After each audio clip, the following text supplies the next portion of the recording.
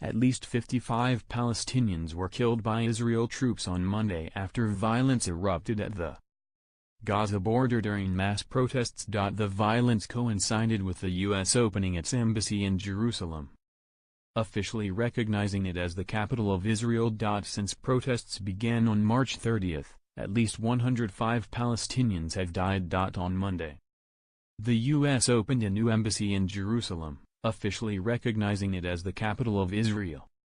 The relocation of the embassy, which U.S. President Donald Trump first announced in December, is a controversial move that breaks with decades of official U.S. policy. The American delegation was led by Deputy Secretary of State John Sullivan and included Treasury Secretary Steven Mnuchin, 4 Republican senators, Jared Kushner and Trump's daughter and senior advisor Ivanka. In a recorded video message played to some 800 people gathered at the new embassy, U.S. President Donald Trump said the United States remains fully committed to facilitating a lasting peace agreement. In a speech at the ceremony, Jared Kushner, Trump's son-in-law and Mideast advisor, also spoke of a resolution to generations of conflict. When there is peace in this region, we will look back upon this day and will remember that the journey to peace started with a strong America recognizing the truth, he said. What a glorious day, Israel's Prime Minister Benjamin Netanyahu said. Remember this moment. This is history. President Trump, by recognizing history, you have made history. We are in Jerusalem and we are here to stay, he said. We are here in Jerusalem protected by the great soldiers of the Army of Israel, and our brave soldiers are protecting the border of Israel as we speak today. For Israelis, the embassy opening marks the first official recognition of their capital after 70 years. But the move has infuriated Palestinians, who seek the eastern part of the city that Israel captured in the 1967 Mideast War as their future capital. Also absent were the ambassadors of many European nations that opposed the move, adhering to the stance that embassies should stay in Tel Aviv until Jerusalem's final status is resolved. The opening was overshadowed by violence along the Gaza border, where Israeli soldiers shot and killed at least 55 Palestinians during mass protests. It was the deadliest day there since a devastating 2014 cross-border war.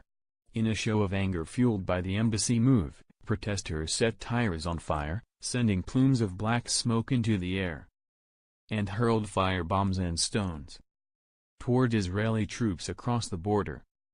Later on Monday, Israeli forces fired from tanks, sending protesters fleeing to take cover. The ministry said 1,204 Palestinians were shot and wounded, including 116 who were in serious or critical condition.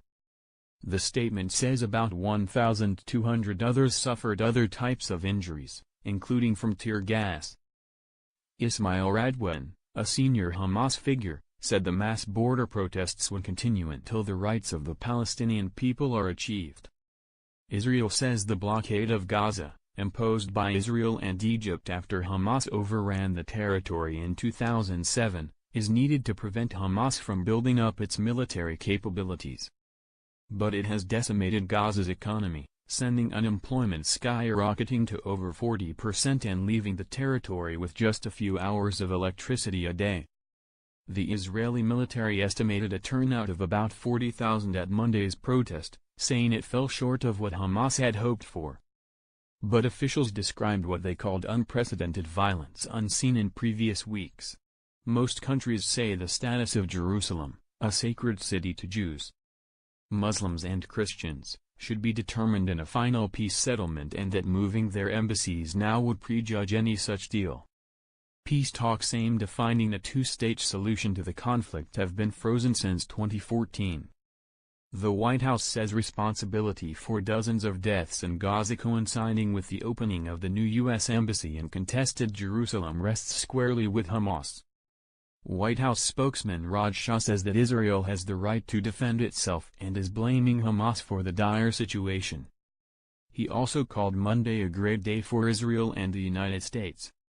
In a statement, Canada's Foreign Affairs Minister Chrystia Freeland said Canada is deeply concerned by the recent violence in the Gaza Strip and saddened by the deaths and injuries that occurred today and have occurred over the past several weeks.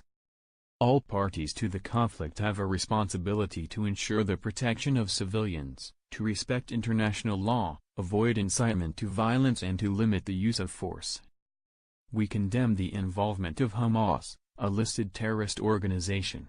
We call for a de-escalation of tensions and a return to direct negotiations between Israelis and Palestinians, which is the only means to achieving a comprehensive and lasting peace.